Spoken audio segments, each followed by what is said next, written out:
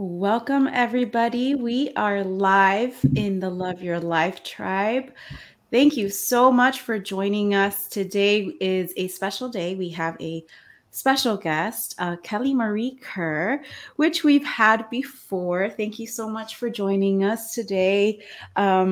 We are very excited. We've been talking about you throughout our lives every Wednesday, getting everybody ready. You know, it's coming in elevation, and people are like, "Where's this book?" And they started reading the book, and they're just really excited about you coming. And I've had a few questions here and there, so we are very excited that you're here. So thank you so much for joining us. I'm really excited to be back on here with you. Always a pleasure to see you, Joanna. Thank you. And yeah, thank you so much for having me. It's great. Yeah, it's always great to have the insight of, especially when you're reading things that are very deep like this, that do impact your belief systems, that do really get you to question everything yourself, just how everything works. And it really, it's like a dismantling of your old paradigm and reconstructing it, right? And just it takes a lot of time, a lot of energy, and it's a process, because I know that even though I've read your first book, so she had the first book, The God Design. I don't know if you can see it. No, there we go. The God Design. All of your books, which are white, end up turning into makeup because they have so much makeup all over them. But the first one is about secrets of the mind, body, and soul. And so I always recommend everybody to start there because you do break down a lot of the layers in the Bible in such a way that I think it's easy to understand. And I think elevation is a little bit different in the sense of, even though you're still breaking it down, now you're going straight into Revelation, the book of Revelation. So I wanted to ask you, what led you to go from the God Design to elevation? What was, what insights, or what was it that got you from that first book to the second book? Having been brought up a Christian, and, my own awakening, such a big part of that was learning to understand the allegorical symbols and metaphors in the Bible. The book of Revelation was definitely like one of the most important books for my personal journey.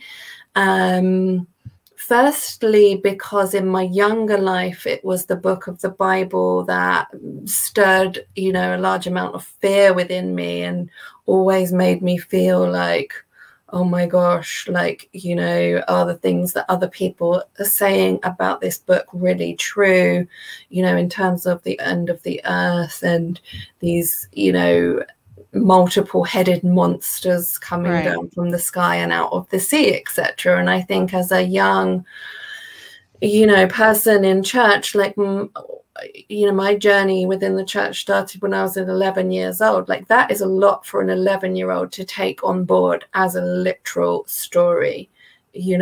Growing up with that kind of indoctrination is actually like quite a serious thing. I've seen many people say that they shied away from the book of Revelation because of the fear, and because it was so, I guess, mythologically written, that it was very hard to understand. So I've seen many people run away from it because they don't understand it. So you, on your hand, you were like, no, let me go deeper into this. Because I couldn't understand how, to me, like, God, the Bible aside, and all like, academia and theory stuff, like, aside, like, my personal relationship, like, with God was love. Unconditional love, unconditional understanding, like something or someone that, we can always talk to and turn to. Like, especially when I was younger, like, I really saw God as just an outside entity that was pure love. Now I understand it in a lot more of a deeper way, in terms of like through and in all. So I really didn't understand how a God of love could you know, be making these threats. It just didn't like really add up for me.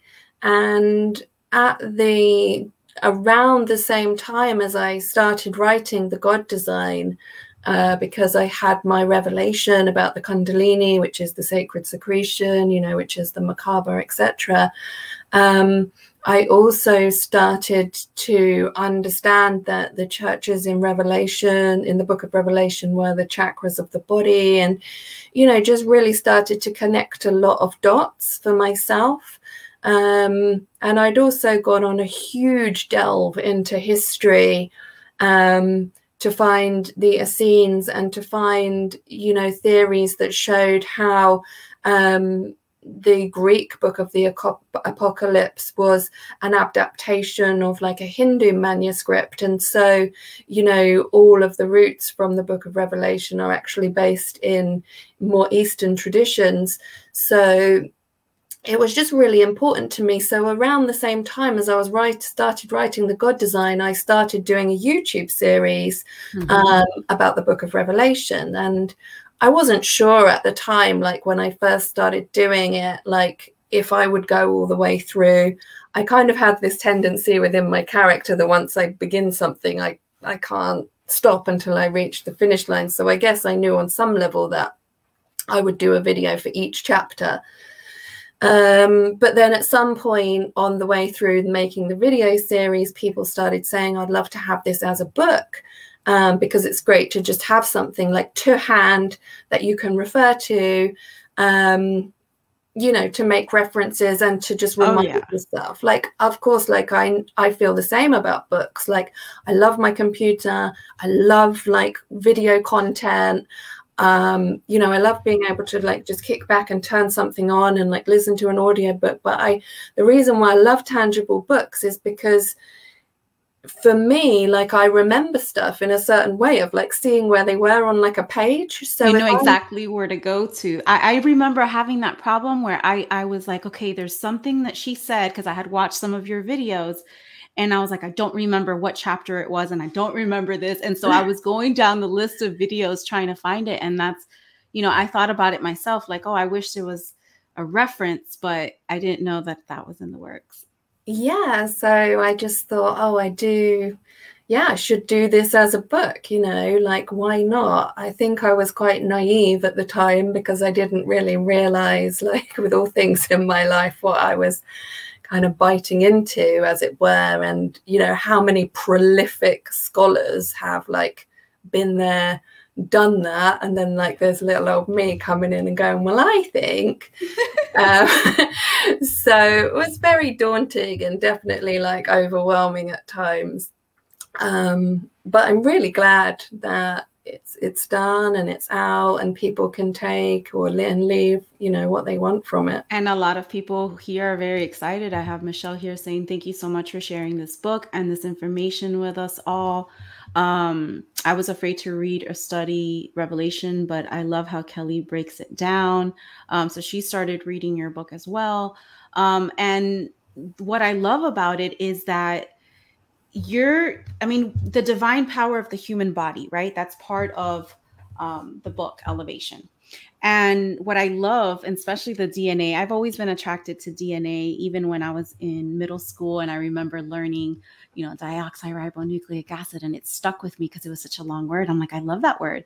And it was sometime when I was in my dark night, you know, of the soul. And I was sitting there watching something, and the word DNA came up in my mind, and I'm like, I'm going to research this more. And it started leading me down more rabbit holes. So the DNA has always been a thing for me. And so it's in the back of your book and everything. And I love how you go down all the way to the elements.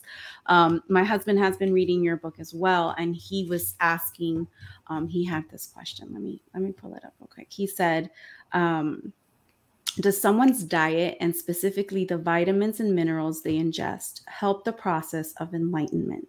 Does a lack of sufficient vitamins and minerals suppress the process? Because you do break down everything into the minerals of it, and he was very loving the science behind it. So can you answer that question? Yeah, 100%.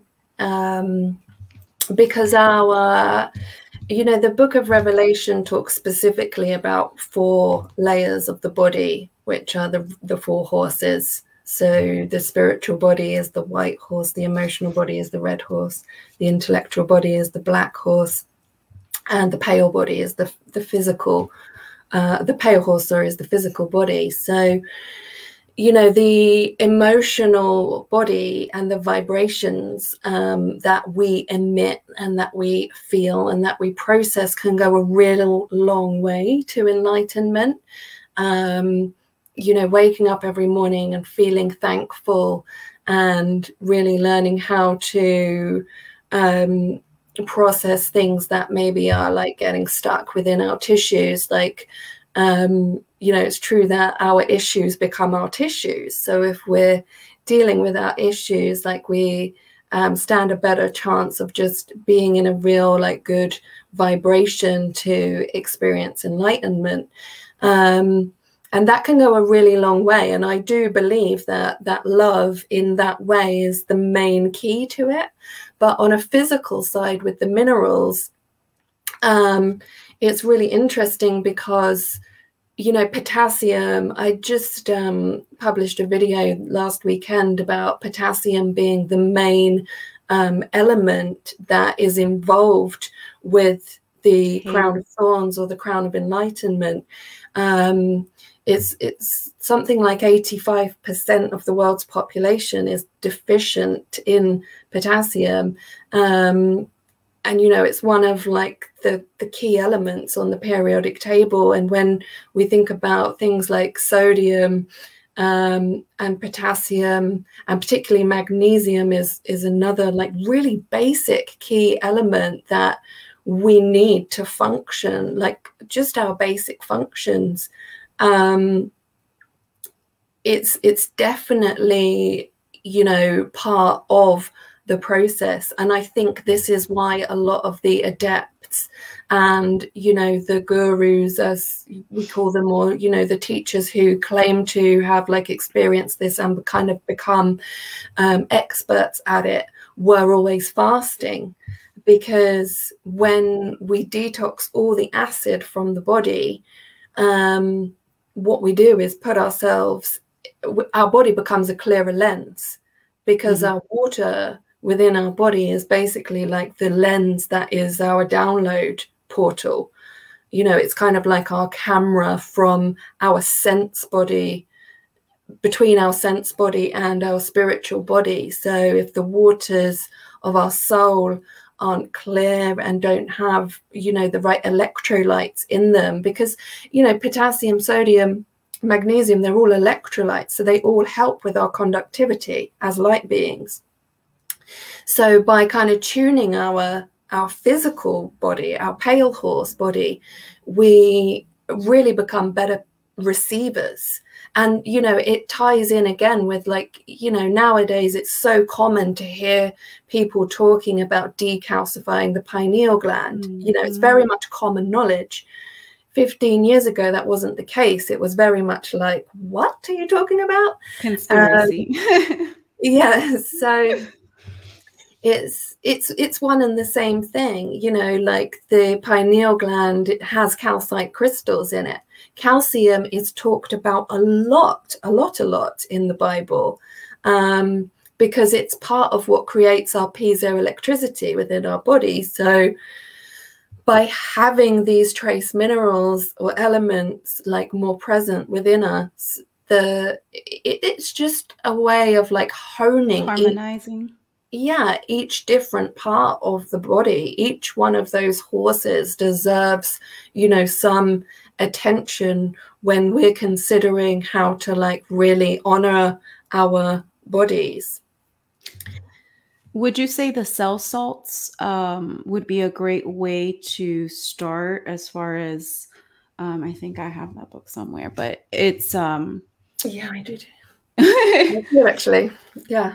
Yeah, the cell salts that help us see what it is that we need most, based on yeah, exactly. I can't remember who it was that has a really good YouTube video about discovering like which salts you would be likely to be deficient in, like based on your astrological chart. But there are videos like that that can easily be found, and I did find mine. But in the end, what I did was went back to just a more holistic view, and now I just take the combination 12, which is all of the 12 cell salts. And I also, when I fast, I take a supplement, which is literally just potassium, sodium, and magnesium in like a glass of water. And it's actually incredible because of all the different supplements and different ways of fasting and diets that, you know, I've experimented with over the years. It's funny because it was only really when I started taking those 3 key salts that I really noticed a difference in the way that I felt physically, in terms of just feeling like lighter. I don't know if it's a Taurian trait to have like slow digestion or to like cling on to water, but I have always been a huge water retainer. And oh my gosh, when I was pregnant, like the pounds just piled on and on. My body was just clinging on to every single drop of water that I drank. But when I switched up and started taking the cell salts, it was almost like my body started functioning as it should have been functioning like the whole time, which I just was so grateful for, like as a moment in time to be like, yeah, this is it. This is great. It's funny how you can't tell until you start seeing what you were missing before that you didn't know you were missing. Yeah. Yeah.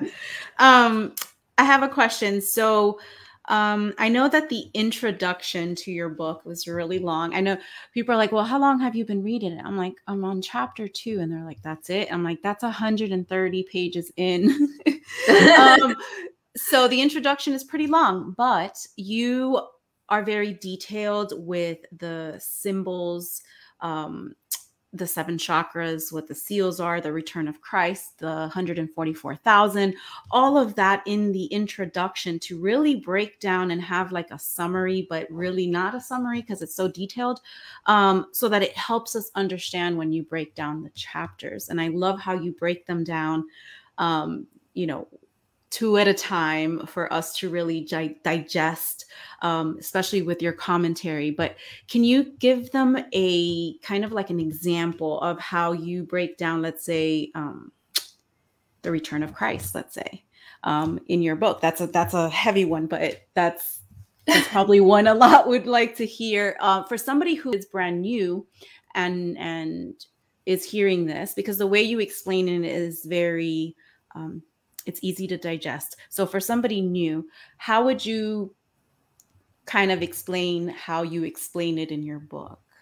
Does that make sense? Yeah. Like a summary of what you did in your book. I mean, yeah, I deliberately chose to have like a first section that was, you know, a summary of each of the key themes before diving into chapter by chapter, because I also thought that as a reference book, it's really nice if you've just got this one question, like who are the 144,000, then you can easily just go to that, as opposed to having to find whereabouts it would be, you know, which chapter it would be in and finding it that way. So yeah, with the return of Christ, I mean, we're there, aren't we? Like we're kind of, it's like I feel like we're at a tipping point on these like huge scales of life where you've got a paradigm, or you've got like half of the world's population kind of believing one certain narrative, and you've got the other half who are like, that's not it. And that second half, you know, has been gradually growing and growing and getting bigger and bigger because of the enhancements of the Schumann resonance, because of the enhancements of the dodecahedron, the love energy that's in the atmosphere. So like gradually, whereas before it was like this and the mainstream was like the one and everyone brought into it, it's just been like tipping and tipping and tipping. And, you know, suddenly I think the last 2 years especially have shown us that we're really in this middle point where it's like, oh, is it going to go this way or is it going to go this way? But I feel 100% confident that we're moving into, you know, the real birth of Christ consciousness, the return of Christ. I don't believe that there is one, you know, specific person, and nor do I believe that the Bible says that there is one specific person who is the Christ. Maybe historically there was, you know, a really strong example of an avatar who came and was Jesus and did everything that, you know, they say Jesus did. Certainly that's fine. But for now, like, it would more be the case that what the book of Revelation is describing is the fact that we all have this innate ability. We all have the possibility to refine our raiment or to activate our DNA and to have vision, you know, to be Christ-like, to be Christ-like. Right. Yeah. I mean, the thing that really set Jesus apart was the, you know, the turn the other cheek and the compassion and the forgiveness. You know, before that, it was all like an eye for an eye, a tooth for a tooth kind of like mentality. So just by each of us realizing like our inherent capabilities, we collectively raise the vibration of our society for ourselves and for one another. So, you know, we end up living in a much better place for all of us. And it's funny because when we think about like what Jesus did and how, you know, we're all seeds of that same divine love, it's kind of like, of course, you know, when we like, God is the divine law. God is the, you know, unswerving, like perpetual law of justice. You know, call it a cosmic principle, call it a divine law, whatever, you know, language we like to use to describe it. It's like no name, but yeah. Yeah, God doesn't care like what our opinions of it are. God, it still works in the same way. And like just like in every TV show, in every book that we've ever read, it says like if you're abusing your power, then, you know, you're gonna reap the consequences of that action. So it's very much like once we realize the power that we have and we learn how to work with it and we learn that it responds through love, then we become like the most ultimate manifestors. I mean, your book, Spring Manifestation, it's like, it's the same thing, right? Like when you realize that you have the ability as a creator to shape the world around you, to invite good things for yourself and for other people, to hold somebody in your mind and to speak truth over them and overcome illnesses and overcome depressions and all of these different things. Help them see. It makes total sense. Like there's just no other way. Like for me, like when I think about how I used to view prayer and you know, kind of segregation in terms of like, oh, I'm asking someone to do something for me. It's like, yeah, I guess in a sense, you know, the divine principle is still working through us.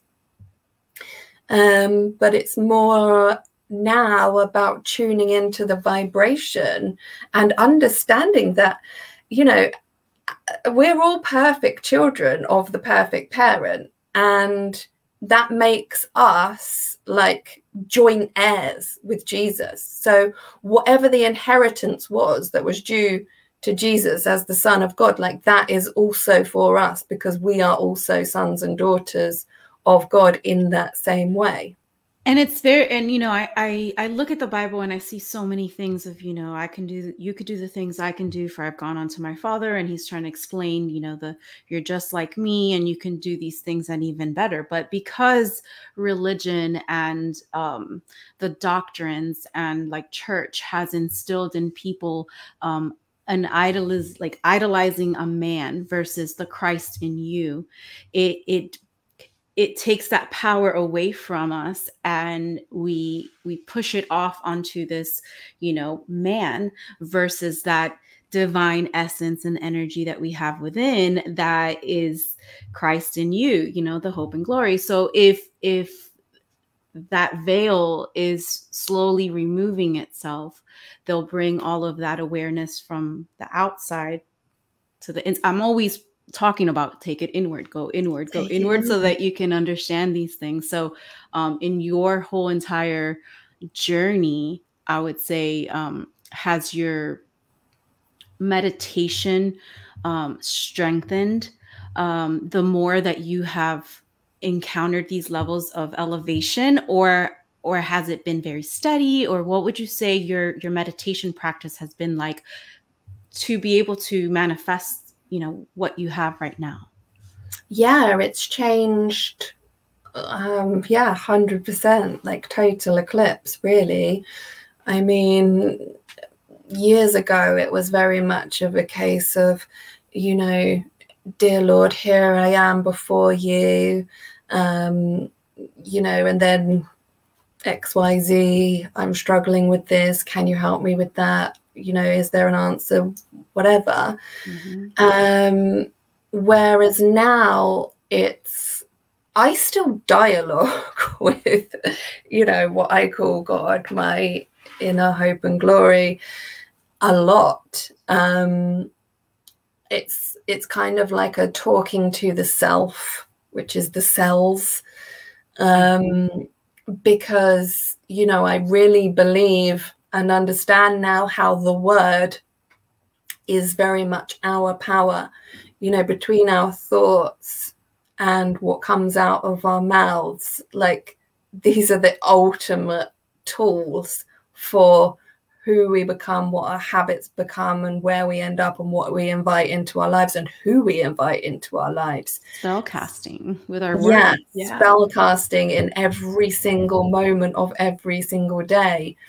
So I try to always spend time in silence when I meditate. And if I find it difficult to quieten my mind, I'll pick like a word like peace or light or love, and I'll just keep repeating that over and over and over until everything like kind of at least gives me, you know, it's very difficult when there's lots going on in life to find complete stillness, but at least to get to a place where you're more observing the thoughts going out, in and out, then you're actually like in the toil of the emotional moment of it still going on, you know, to just become being the able observer. to separate. Yeah, of like, okay, this is what I'm thinking about. And then being able to say, is this what I want to be thinking about? And to be able to get some perspective. I find that really important in meditation now. Affirmations, like I use on a daily basis, pretty much whenever I mean, it's become more of a habit. Like I find myself doing it sometimes when I'm like just driving to get Zach from school, or if I'm like, you know, trying to get to sleep at night, I'll just kind of be repeating like to myself, like, I am one with purity, I am one with love, I am infinite, I am whole, I am sacred.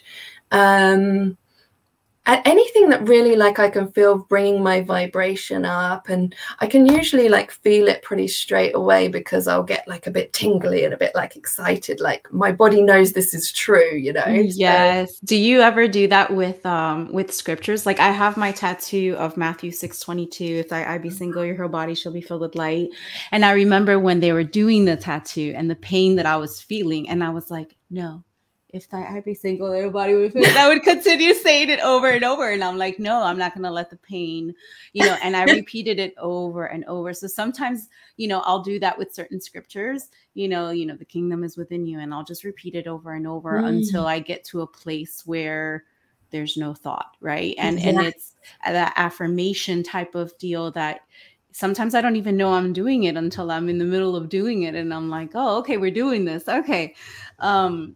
So I found that has given me a way to kind of rest my monkey brain, right? Of thinking and overthinking and just sticking to one thought. And it's funny how when we say a scripture many times, we start looking at it differently. And, you know, then especially after reading your book and looking at all the layers of it, especially because you go into the layers of the human body, right? The Kundalini experience and the whole elevation or ascension journey. But then there's always the macrocosm, right? The astrological part of the stars and everything. So there's so many layers, and this is just one of them. So when I'm reading it, I'm looking at it from this perspective. And sometimes the macrocosm like kicks in and it's like, oh, look at the connection. And it's like, oh, this is so cool how it all connects. What has been your favorite part? Like mine has been the you talking about the main characters in the book and how they all relate to a specific, you know, part of the body, etc. Like the two witnesses and the left and the right. What has been your favorite revelation out of your entire book? Wow, that's a really good question. Wow, I think understanding the baddies has been a real key for me, you know, like understanding the like how Satan comes into the mix and Lucifer and, you know, the Judas kind of faculty of us, because I think like there's this certain belief system where it's like, you know, everyone's ready to point a finger and go, that's satanic or that's Luciferian or whatever. And it's very like actually quite a delicate subject, because we all have these adversities within us, you know, like it's a constant, like it's like every day of our lives we're running and we're jumping over these hurdles and we're overcoming you know, these different like adversities that are part of our psyche. And at some point I kind of realized that Judas is very much our carnal mind, which, you know, is our animal body or our monkey brain, as you called it. And it's funny because I then found myself reading all of the separate stories that Judas like appears in and realizing that although we think of, you know, these traitors like as the real villains of the scenario, as the real bad guys, it's actually really important to realize how and when they try and look out for us, and to find a balance between what, if you take, you know, like a Disney film as an example, they always personify the animal brain with their animal sidekick. So you'll get like, you know, Flounder, for example, warning Ariel, no, don't do this. So it's like we have that, but it's just not we don't see it as separate because it's all going on inside us. Right. So it's kind of like listening to that Judas voice or that animal, that flounder voice, and giving it credence and saying like, you know, okay, I understand why you're warning me, and maybe there's some like wisdom in that, but then also taking it back to the Christ mind or the right brain and understanding, like, kind of putting the two together. Yes. So it's actually like a real melding of wisdom and instinct. Because I haven't. Go ahead. No, it's just like we've obviously been given these primal instinct and the animal brain for a reason. We have this Judas faculty for a reason, and we also have this like higher mind, and the two actually work wonderfully together. So it's like, don't just cancel one out just because it's perceived as being a baddie. Right. It's the yin yang, and how together it's oneness, and it's that neutral, you know, having to be neutral. And I remember a story about the sun and the moon, right? Like, yes, the sun is good because it gives us, you know, we can see, but then it stops us from going inwardly. And then, you know, there's the night, and it helps us at night, but then it also doesn't allow us to see, etc. So there's, you know, the good and the bad and everything.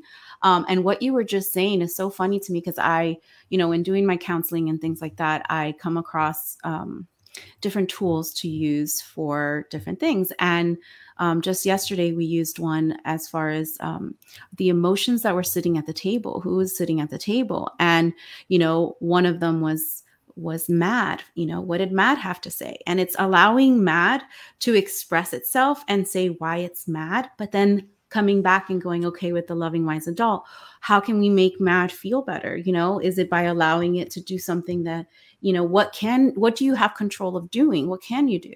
And then flipping that, and it's going, allowing mad to speak and have its voice, but then also the reassurance, which is the Christ mind, you know, the reassurance of, and then having that harmony, which a lot of people are pushing away their darkness, not wanting to see it and brushing it under the rug. And I think that's what the last 2 years have brought to us, is people having to look under the rug because it was getting piled up, and they have nowhere to go, and they have to look at this and go, okay, what is it that you need to say that I've been ignoring? So yes, it's basically the ego and the spirit, the whole story that's written in the stars, the ego and the spirit, the cardinal mind and the higher self. So yeah, it's, I guess, a revelation of your own ego and higher self, right? As you've written the whole entire story. I mean, because you're really deeply studying and deeper than anyone. I mean, I should say, in a sense, when you're having to write a book to describe it. And so you've put your whole entire cardinal mind and higher self into this book, I should say. Does that make sense? Yeah, definitely. And I think there were certainly times while I was writing it that I was like, you know, either consciously or subconsciously, like drawing from my own experiences of pain, of anger, of, you know, knowing or recognizing when, you know, certain parts of like my emotional ego like would kind of get out of control in a way, and also when it's been too heavily suppressed. What I realized about myself, because I went through depression, like, I mean, it was a good few years ago now. I had an accident at work where I was knocked unconscious and I couldn't work, and before that I was doing all kinds of like cool stuff, and I was really like happy in my job and in my life, and it just really sent me into a spin. I couldn't earn any money. Like, I was like, oh my God, what am I going to do? I'm going to lose this roof over my head. And what I didn't realize was that accident was actually a catalyst for me to address a lot of the deeper, you know, challenges that I had like faced through my childhood, through growing up and different things, and realizing that because I had been so heavily silenced as a child and always told to be quiet, always, always, always, what I had learned to do was to silence myself. And so this whole like you know, the God Design, my YouTube channel, this book, like it's all been You're very like, much an uncensoring of like, you're like, let me all of express myself. You know, it's funny. I think a lot of us writers, I mean, I guess I'm putting myself in there, but I said in my book, you know, how all this time I had felt like misunderstood and not heard and like just silenced, like you said, like I had a throat chakra issue. yeah. And then writing it was like a way to just go, here I am. I'm putting out what you're taking in. You're hearing me. And now I feel like I feel heard. So in a sense, like we had to experience the opposite in order to want to get out of that and just and like let it all out, or else you wouldn't have all these books and we wouldn't be, you know, talking about truth and all these really deep subjects that our censoring ship growing up helped us let it out. And when you talk about tools, like, you know, within your counseling, I'm definitely going to like use the Who's at the Table, by the way. It's so cool. But one of the things I like to do that reading the book of Revelation actually like helped me kind of like come up with is like I kind of have a conference with my four selves. So it's like, right, hello, spiritual body, hello, emotional body, hello, intellectual body, hello, physical body. How are you all feeling today? Yeah. You know, physical body, well, you know, you fed me too much chocolate yesterday. So actually I have a bit of a sugar hangover and I wish you hadn't have done that to me. So then like, you know, oh, hello, emotional body. Why did we do that? Oh, well, we were feeling a bit low and you know, that I felt like the chocolate was really going to help, but actually, you know, it didn't. Like, and it kind of, it all becomes like very much like you're helping each other. Yeah.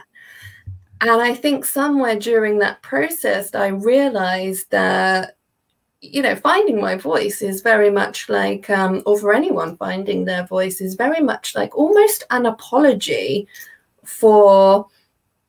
to self, for allowing like other people's opinions to actually censor you, you know, to say like, I really honor that you have these opinions and I really honor your emotions because they are valid. And I understand that you feel this way for a reason. And together we are going to find a way to express ourselves that makes all of us or whole like feel happy and feel good. So it's kind of like this team conference between each different aspect, I guess. Yes, I love it. And it's just all you and I don't know if you're still there. And you're frozen. Can you hear me? Hello? Is that me or you? I don't know. I don't know who's frozen. Can you hear me? Let me see on the live. I don't know what's going on. Can you hear me? Hello? Let's see. We can see you both not frozen. See, on my end, she's spinning. Oh. Let's see if she comes back, guys. So she's frozen. Oh, she went away. She'll be back.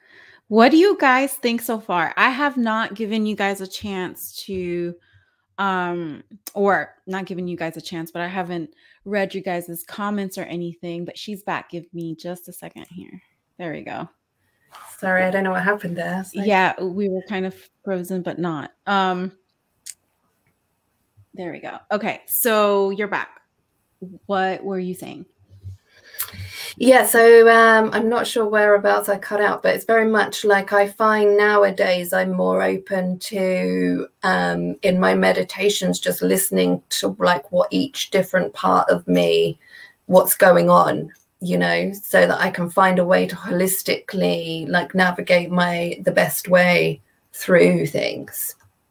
Working together simultaneously as one. And, you know, it's funny because you brought up the white horse. you know, in the beginning being spirit, and how when it's the return of Christ, it's in a white horse. And so that right there is telling you, you know, this is a spiritual type of allegory, I should say. And it's all those key points that really help us awaken to see how all those four horses are come together and how it's all us in a sense. But yeah, do you have anything that you want to say about your book or about this whole journey of yours, that you would like somebody to take out of this? I have so many people saying that they love your book, that it's very important to digest it slowly. Love the affirmations. She's amazing. Yeah, got to be ready and prepared to digest all this information. So, you know, because it is a lot of information. So what is something that you would like to share to those that are trying to digest it and are very, they're desiring to understand, but just not quite there yet?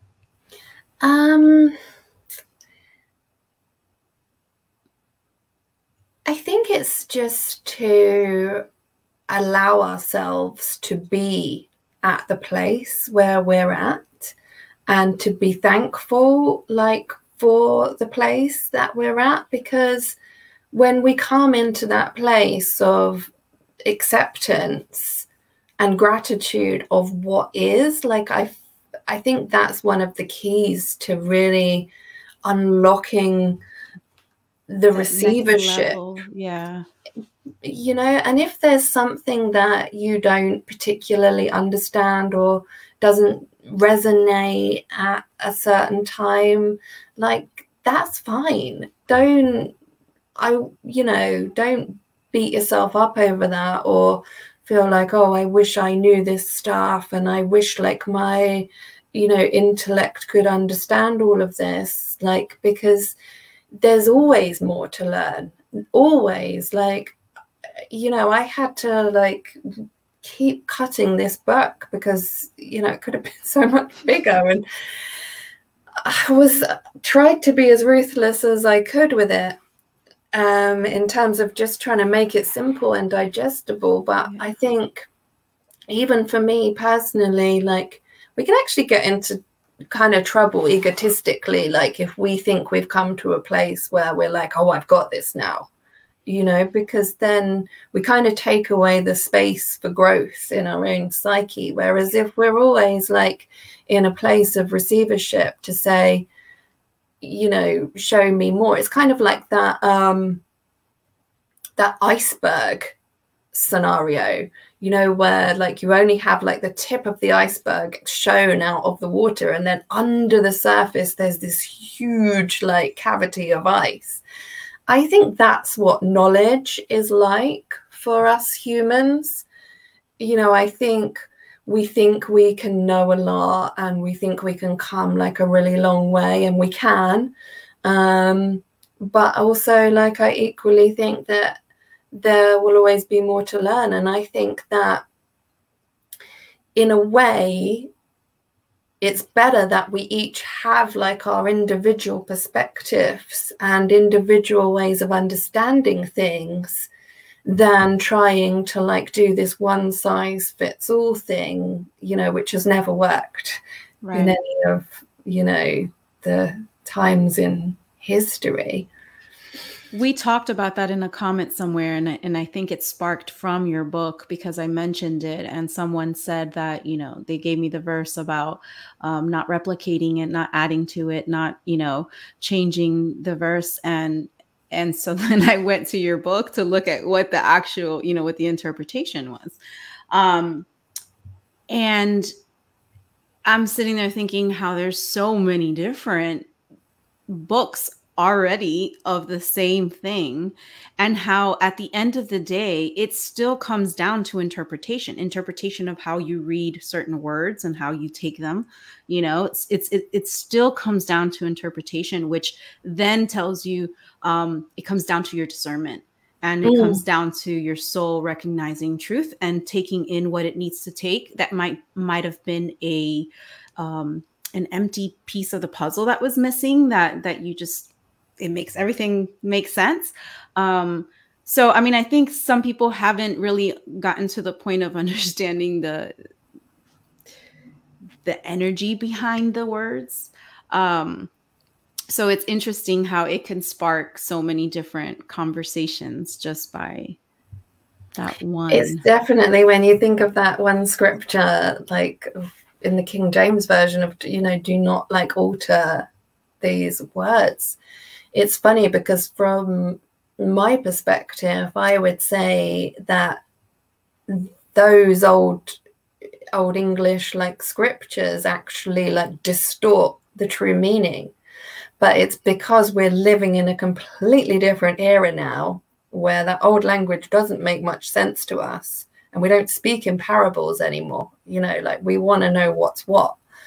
So it's like kind of ironic that it's saying don't, you know, misinform, because I mean, the one thing that I ever try and make sure that I'm being really careful about is to make sure that I'm coming from a place of, you know, not just being well educated or not misleading people, but also a place of like spiritual discernment, where I would never want to like lead anybody astray or, you know, take anyone away from like the essence of what love is and of what God is and what our true capabilities are as children of, you know, a divine creator. Like, that's where it comes down to discernment. And it's like, it's my choice whether I want to watch all your videos, read all your books, and, you know, listen to everything you have to say. It's my choice based on everything that I've already learned and known to be true. Others, it may not, and they might not be on that path yet, or they might not be, you know, on that journey at all this, you know, lifetime. But it's everyone's choice ultimately what they digest, what they put in. So I personally thank you for everything that you put out, because it's again, amazing the breakdown that you give. It's easy to shift the paradigm based on how you put it, and it's needed. And so from everybody out there, we thank you for all of this information. Thank you. That's really nice. Yeah. So I don't want to take up too much of your time. It's almost an hour. So is there anything else you'd like to say? Some people are so grateful for your work. Is there anything you'd like to say to anybody you'd like to? No, I mean, I just like to say thank you to you, and, you know, thank you like to everyone who is kind of on this path.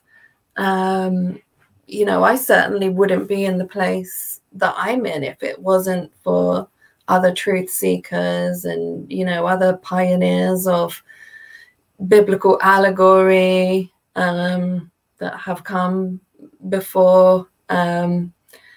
Yeah, like we're all in this together. We're all doing our part, right? Yeah. Yeah, I always hold dearly like one for all and all for one, because that's not just talking about all for one as in all of us for goodness, for God, and goodness for all of us, but it's also talking about, you know, like me for you, you for me, like all of us as brothers and sisters. So I think that's what's going to ultimately like help to propel us more into the new heaven and the new earth consciousness, unity consciousness that's mentioned in the book of Revelation. Because when we see New Jerusalem and we realize that that is our love faculty, our compassion faculty being fully realized and fully unleashed into the world, and that we have absolutely nothing to gain by being scared of each other or by trying to push each other down, but actually everything to gain by encouraging one another and lifting one another up in love, then that's what's going to raise that Christ consciousness, and until eventually we are all in that golden state. Yeah. Awesome. Well, thank you so much. We really enjoyed it. This is going to be the last time I do an interview in the Love Your Life tribe. We're shifting. But so, I mean, a great way to end it. We're just shifting and growing, so I'm gonna announce it pretty soon after Okay. next week. But yeah, this has been great, and I cannot wait for everybody to buy your book. Let me put on here. We have Elevation is the book that she just not released, but if you do not have the God Design, please get that, because they even have, you have the audio version on that as well, right? And then she's Seek Vision on YouTube, or Kelly-Marie Kerr. Either way, you can find her. And is there any other ways that they can find you? No, that's the main. Yeah, so Seek Vision is my website. Yeah, YouTube is just under my name, Kelly-Marie Kerr.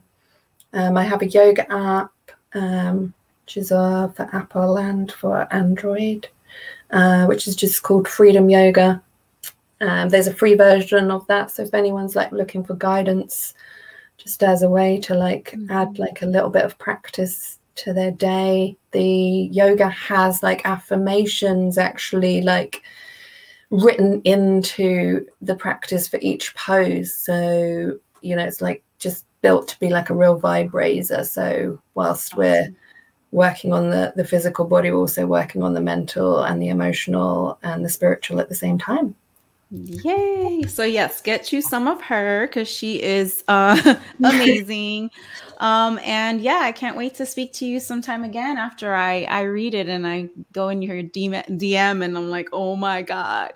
Because I know every time I read a portion of it, it's like, and then I need time to digest, you know. So yes, I really appreciate it. Thank you for joining us. And guys, we will see you guys next Wednesday in the Love Your Life Tribe. Bye.